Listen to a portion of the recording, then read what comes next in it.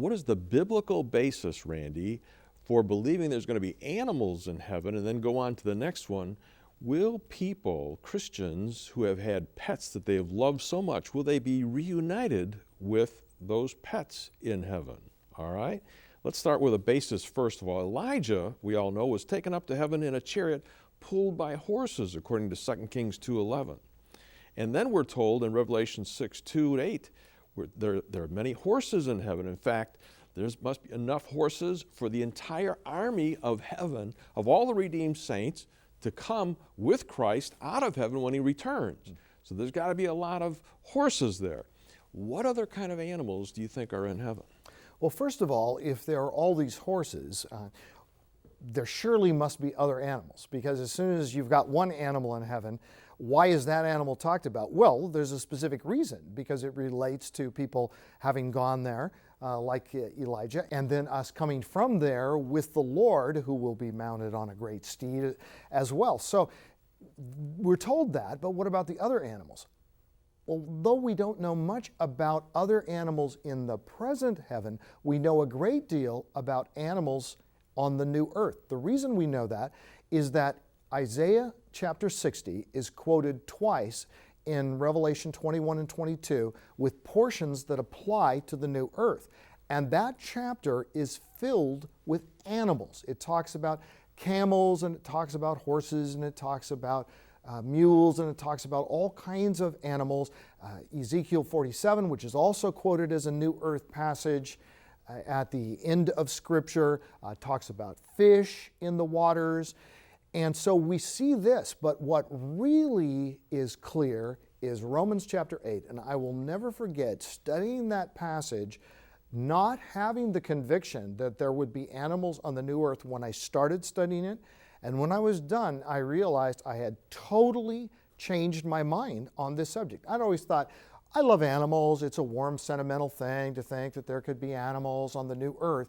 But what you see in Romans 8 is the whole creation suffers.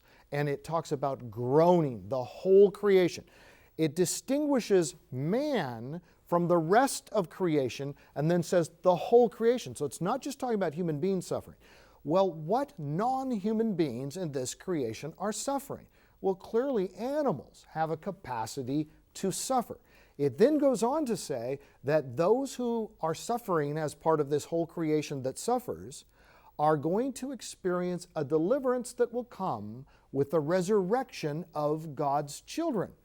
Okay, so that seems to be saying that animals will be resurrected in some sense as human beings are. And God could certainly just recreate them or whatever it is, but it seems to be saying that not just that there will be animals in the new creation, but that some animals who are currently suffering will be delivered from that suffering and experience the joy and lack of pain and death in the new creation. All right, then that opens the door to say, well, which animals will God choose from this life to be part of the life to come? Wouldn't it be just like Him to take animals that we personally had dominion over, relationships with, the people of God, that had special meaning in our lives? And certainly, my wife and I just love dogs, and we've had several dogs, and God has actually ministered to us through those animals. There's just something about that dog that can, jump up on you and lick your face and love you just the way you are, and it's an unconditional love, and there's a joy there. And God says He's manifested Himself in His creation.